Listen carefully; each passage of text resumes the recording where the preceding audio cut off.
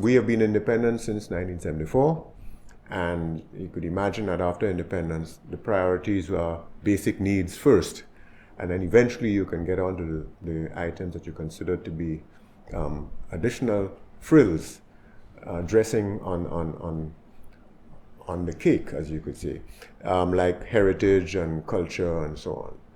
The trouble with heritage is that it is time sensitive. You keep losing it as time passes. So while you're looking after your basic needs, some heritage disappears, and when it disappears, it's forever. So it could be just a building that burns down or collapses because of lack of maintenance, or it could be cultural practices that people forget. The older people who are carrying it in their memories, they die out without passing on this information. We created the resource guide.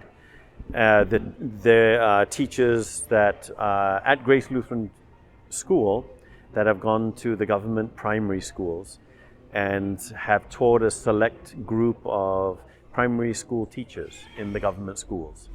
And our hope is that this is something that can continue on.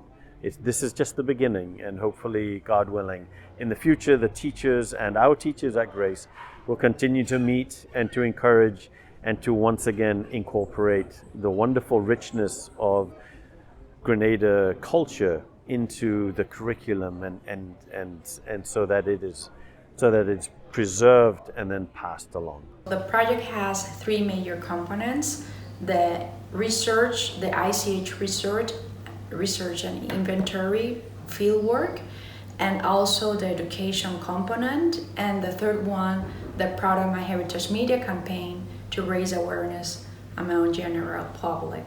So these three components involved a lot of activities and sub-activities, human resources, events planning, all the materials, all the resources involved, financial resources, human resources.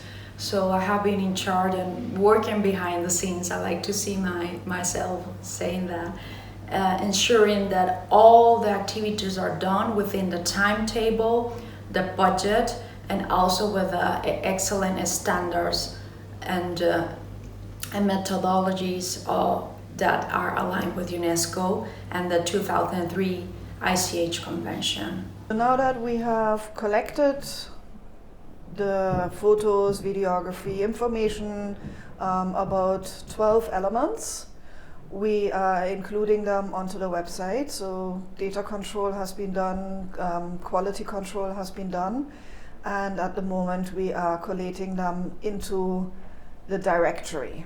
So the directory will be on the Grenada National Trust website, and there you can look at the individual elements, and under the elements itself you would then find videos, photos, and obviously also text information about the actual element.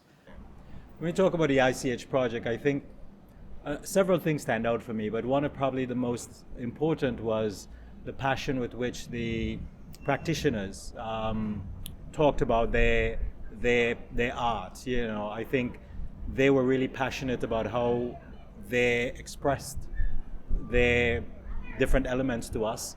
But I think also that they were really happy that we were interested in recording what they had to say about their elements.